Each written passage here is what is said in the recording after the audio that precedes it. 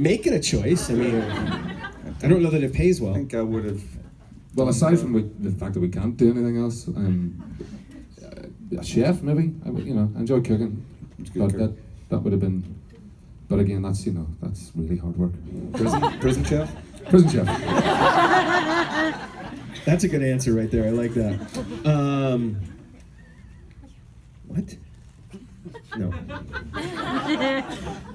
I want to know what it was. Here it is. Know what that one was. Favorite venue to perform at? Do you have one spot that is like, yes, we're playing this venue? Or do you have 3 or 8?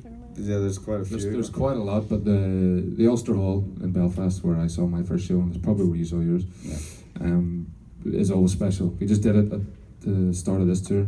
There's so many bands. Led Zeppelin played there. It's just full of history. So that's always special. The Clash and. It's an incredible venue with a lot of history, and Belfast has been through a lot, and that venue's it's withstood all of it. It's got a lot of ghosts, but it's got a lot of good spirit in there as well.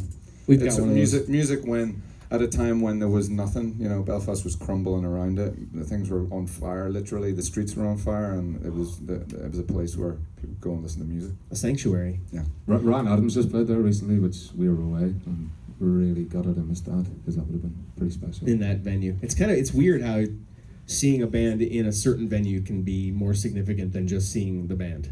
You know what I mean? Mm.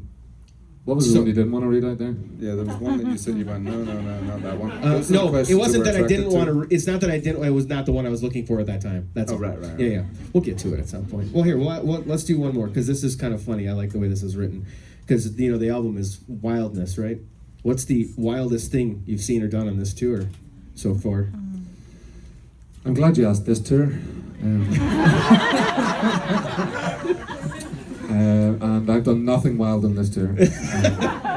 You're supposed to. But you didn't ask about previous ones, so I'm not going to answer. In bed by 9, even on gig days when we're playing at 10. We went to, well, not wild, but it's kind of wild. Oh, I forgot my fucking. Oh shit.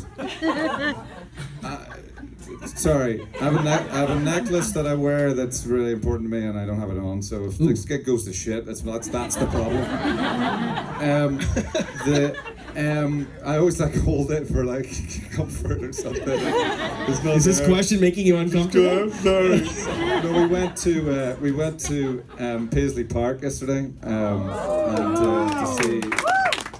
to see the man's sanctuary, and it was incredible. Absolutely. Sorry. We did play ping pong. Yeah, we did play ping pong. Been a while since I played ping pong. I thought I may end up disgracing the table that Prince played on, and didn't play for very long. It was just amazing. Our drum tech, Grahamo, took the option of you can go record a chorus of one of the songs in the studio, and he went in and recorded it. He's still there, actually. He hasn't played it to us yet, so I don't know how well it went. But is he afraid, maybe, or sorry? Is he scarred? No. I mean, he is everybody that went yesterday was a big Prince fan, and he of all of us big Prince fans, he's like the biggest.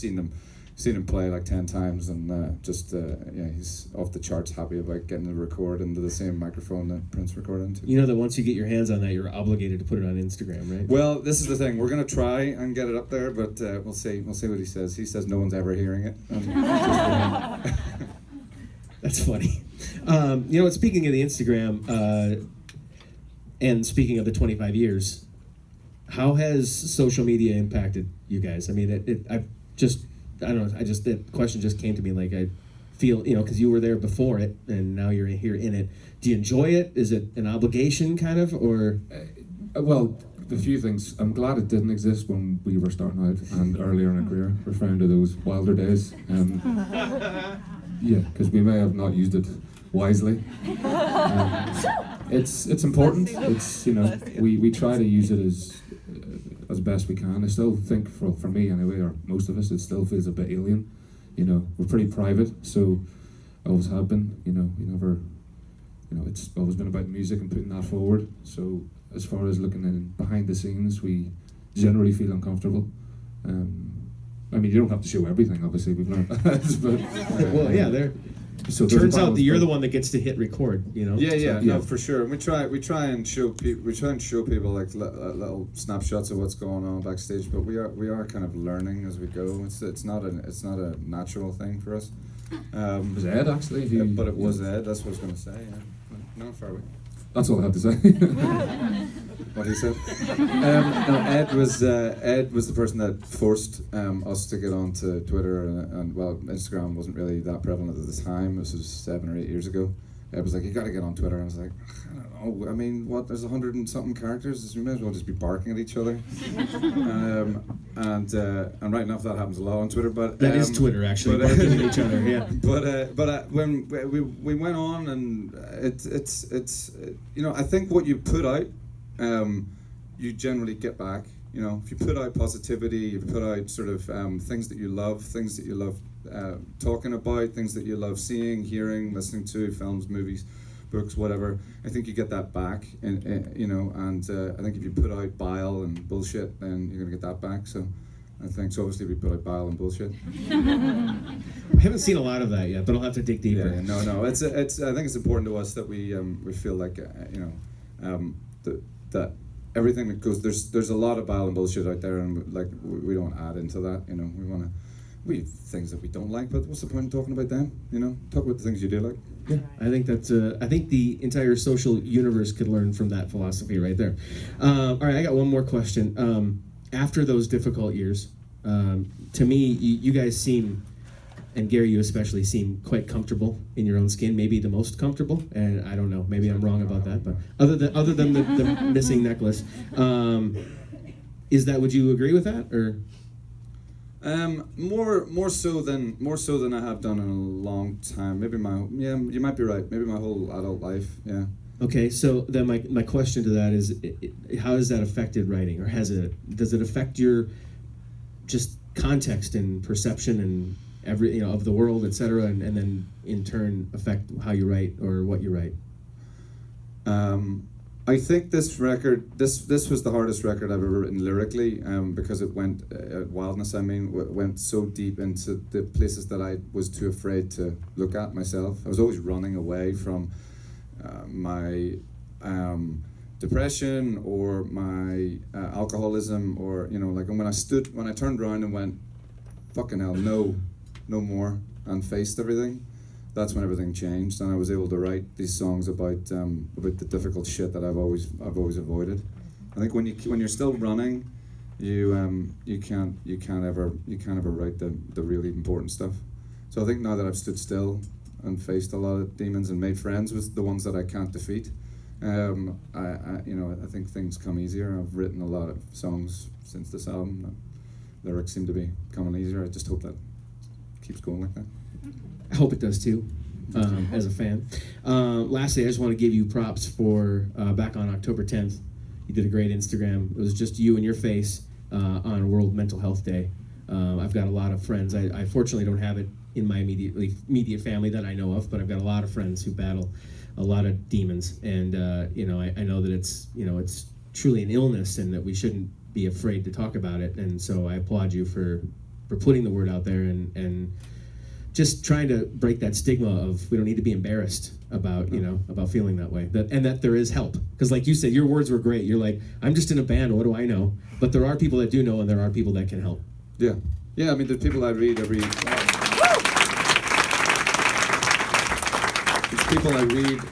day. There's people that I know in my life that have helped me through a lot of things that we all know, that we have people in our lives that help us through a lot of shit. We help each other through a lot of shit, but there's also it's important, I think, to find some professional perspectives, people that have went their whole lives gathering the information that we need to defend ourselves against the darkness, and it gets on top of everybody. And depression for me never really mattered whether I was on top of the world or not. It would find me, and I'd come off stage and we'd be playing back home to 40,000 people, and I'd come off stage, and 2 hours later I was in the hotel room curled up in a ball crying on the floor, and I didn't know why.